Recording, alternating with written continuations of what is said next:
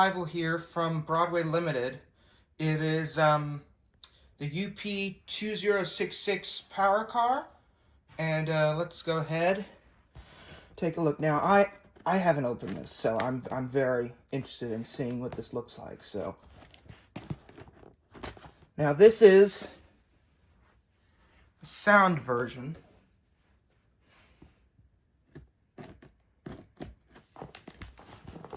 Oh, right, I just got home, so.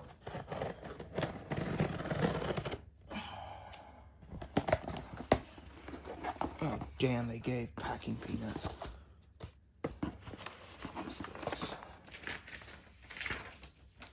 Alright.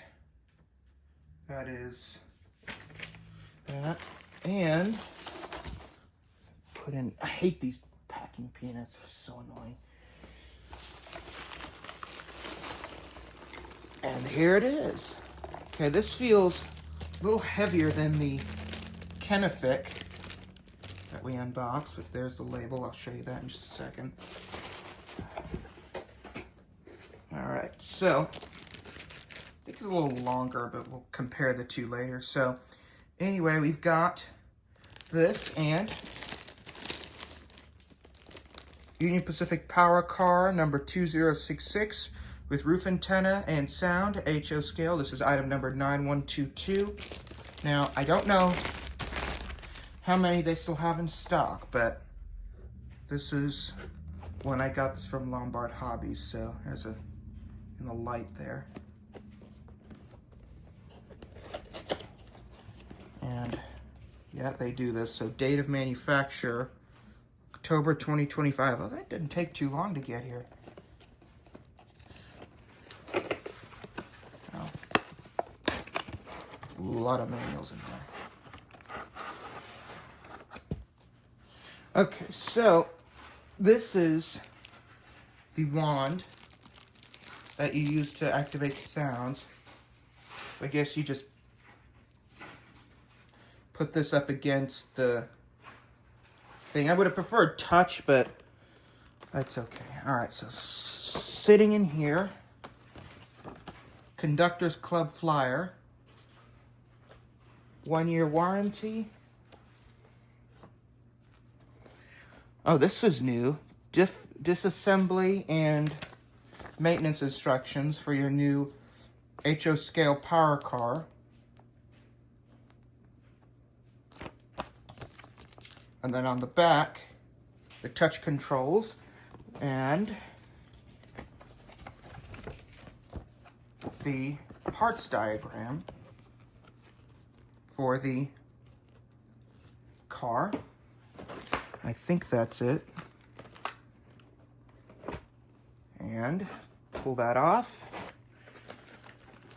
And there's a silica gel package in here, and then some parts. I don't know if they're extra, but and there it is. This is the UPP number 2066 power car.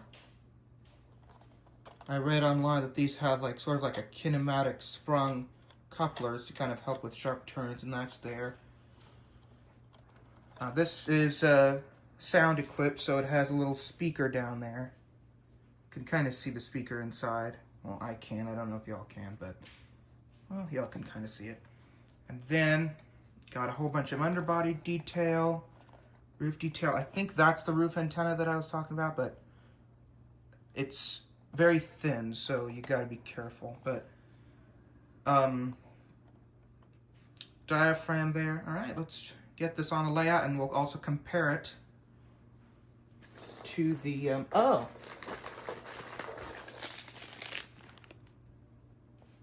this is dangerous. I really like these, but I'm dieting, so I can't have it.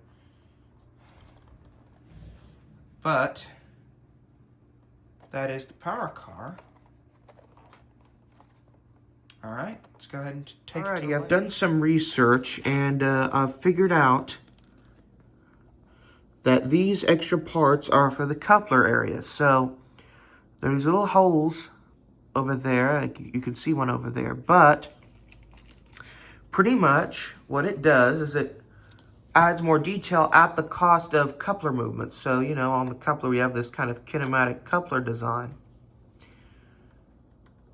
Don't grab it by the antenna, that's stupid of me. But you can add a MU cable, I believe. You can add, you can reduce the spacing in between here, like take away this, and then there's a coupler cut lever. You know, I might install the MU cable if I can, and maybe the coupler cut lever, but not anything else. This is the magnet. I'm still trying to learn it, so you're gonna have to bear with me while we do that. So I will point out some details as I can.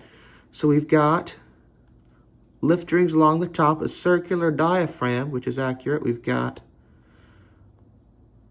a metal coupler. I don't think these are KDs. I think these are a different brand, but they've got the magnetic glad hand.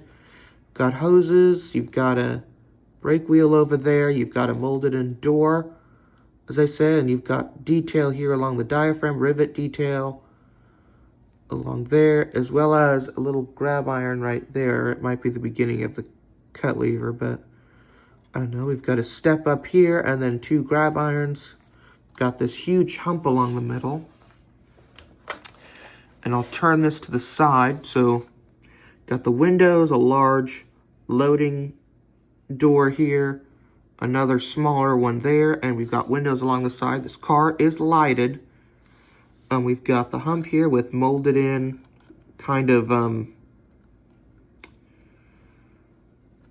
vents here, and we've got vents along the top that are also molded in. Now, I do wish that they were separately applied, but that's just how it is. We do have rivets along the side here, and we also have the Wi-Fi antenna here for running excursions and OCSs. Now, I did read that these are not present when 4014 runs. I really don't care. I've got a GPS dome here. We've got, and more antennas towards the back, 2066 in Union Pacific lettering. And if I turn it around, I can't show it to you like that. We've got more lift rings. Yes, I'm using a toothpick to finger point. I don't know, another door there. There's another one, I think. No, there isn't.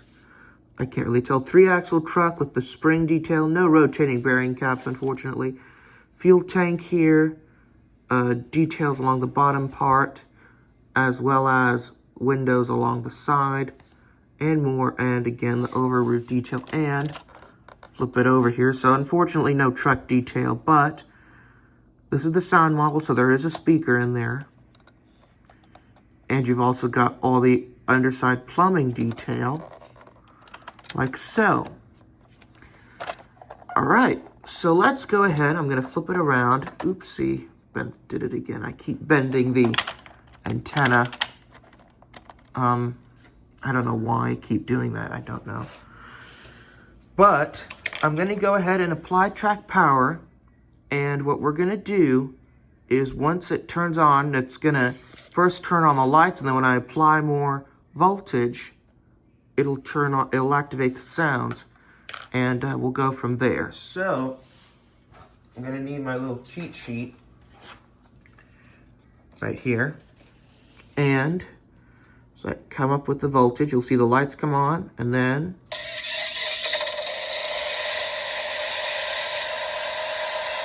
there you go. So now these are the lights. We'll position the whole car in view. These are the lights. Touch controlled here by this dome back here.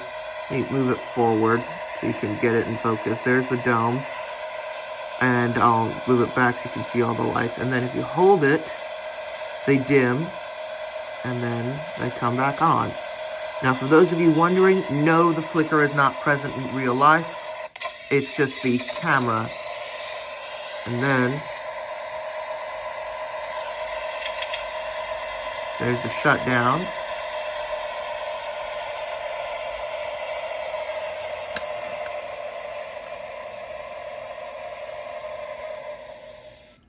I did try to clean the track, but I guess I just didn't clean it well enough. But, yeah, I mean, you hold the magnet there and then you pull it back. So let's get the start up.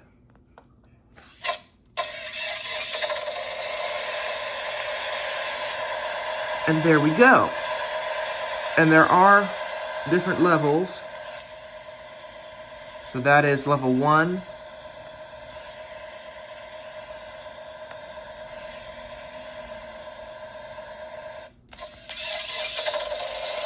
There's a louder level.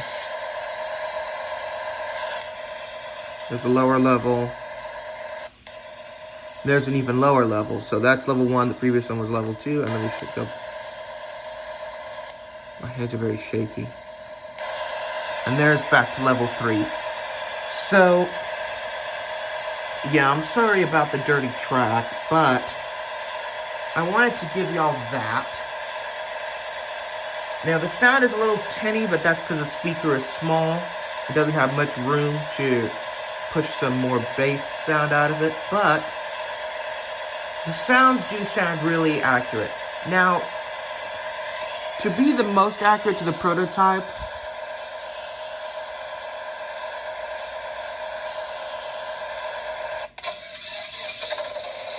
kind of finicky. I'd probably have it on like a lower level.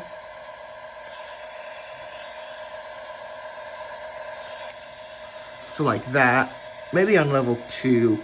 Because, you know, shrunk down, this is how it'll be. But I will, just for the purposes of this review, I will put it back up. There we go. Alrighty, so what we're going to do now is we're going to compare the two. First of all, I'm going to make sure. So yeah, the coupler height is pretty much identical, so I'm sure they're good. You know, the paint matches practically perfectly. You know, I can't tell you exactly, but it matches very well. Also, the grays match, the yellows match. I'll get down one of my Walthers cars in just a second, but I mean, the yellows match on these, so I'm sure they match on the Walthers ones. Now, the silvers, as far as I can tell, match. I mean, they're probably using the same paint that they used for the Kennefic. I mean, that would be the smartest idea and the most economical. This one. This is a Walthers. And, I'm going to turn this car so it's in the exact same, and the exact same sort of lighting. I mean, personally, I can notice an ever so slight, no, maybe not, maybe a little, but I can notice an ever so slight difference in the yellow. I think the 2066 has a more rich yellow, and the Katy Flyer here made by Walthers has a bit more of a paler yellow. Well, let's see. Actually, no, I think that just has to do with the lighting. Okay.